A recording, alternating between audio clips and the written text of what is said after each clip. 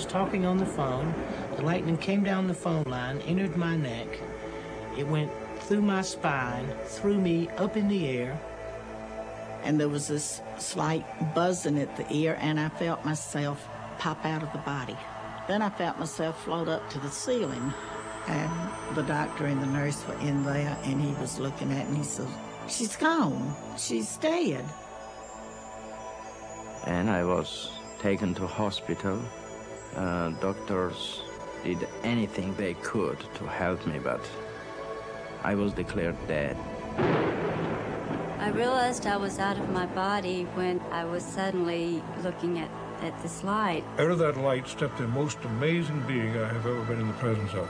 It was just total selflessness, understanding, kindness, all-consuming love, wonderful love.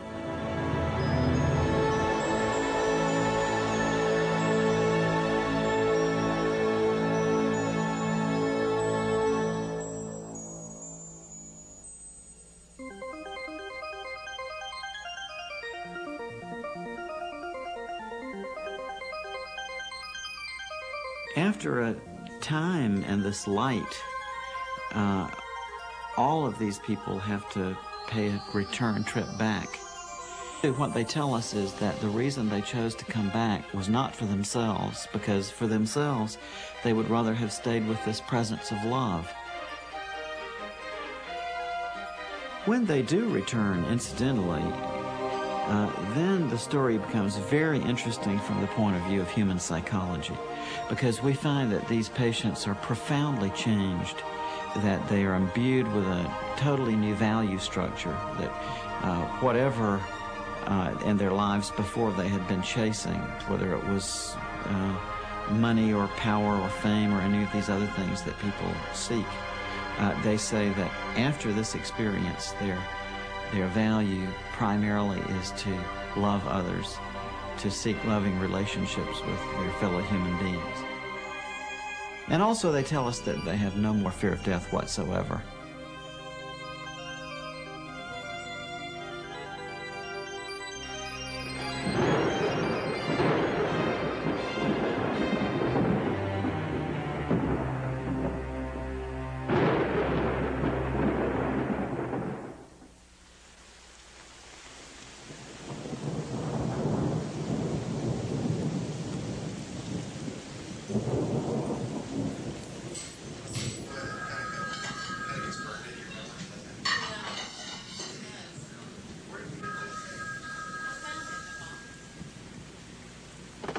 Hello?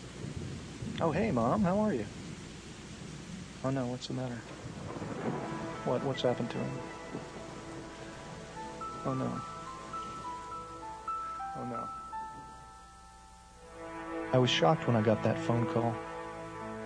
One that nobody ever wants or ever really expects to get. There's just so many feelings that I really want to share. I just want to be there. Okay. Okay, well, we'll see you soon. Mom, I love you.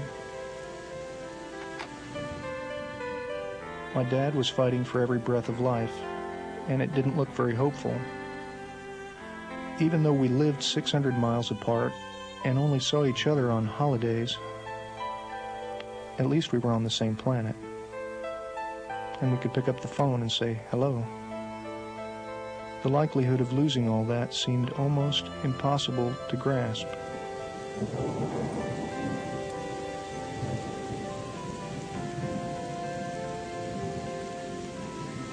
Dear Dad, I'm so sorry to hear about what you're going through.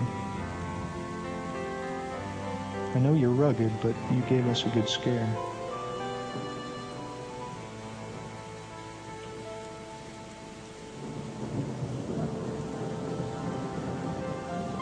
Dear Dad, I'm writing you this letter because I don't know if I'll ever see you again, yet I have so much I want to say. Dad, do you remember several years ago when I was still grieving over the death of Suzanne?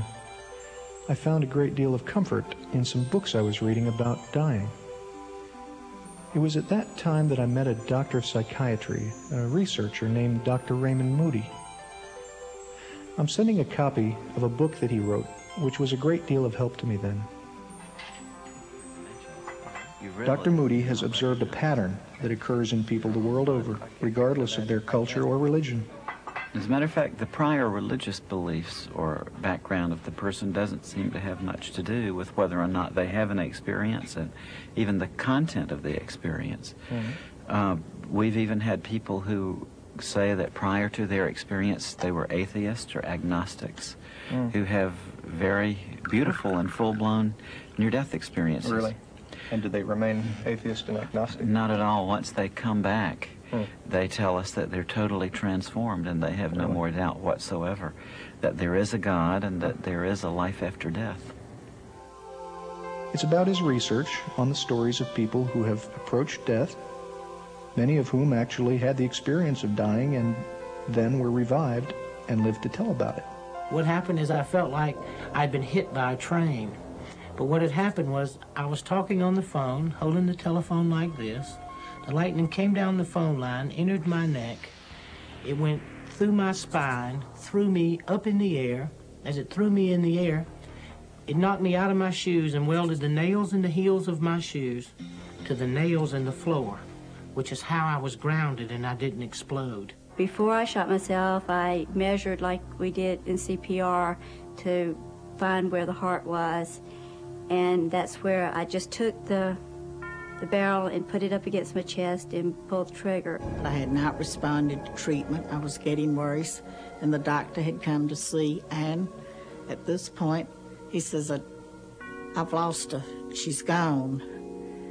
And I thought, well, who's he talking about? But just before this, I had been in terrible pain. I was just hurting so bad, I wanted to get away from it.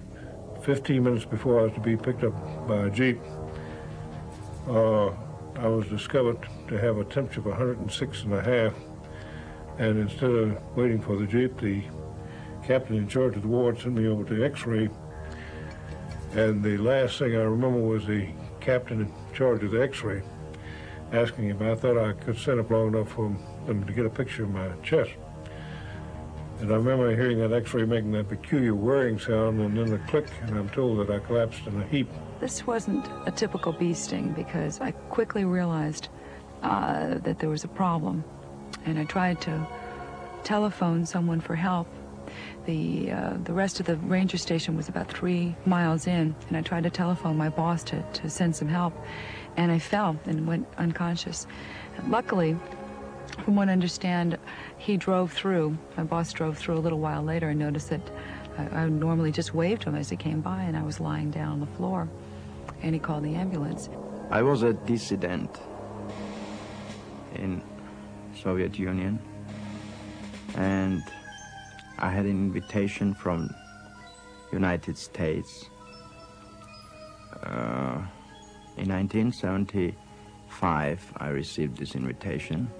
In 1976, I was given the exit visa, and I was leaving for New York that day, and I was coming to take my passport, and I was ready to fly. My family was already in airport waiting for me. At that time, on sidewalk, I was moved over or run over by car. It was fabricated by KGB. They wanted to kill me and not to let me go. And I was taken to hospital. Doctors did anything they could to help me, but I was declared dead.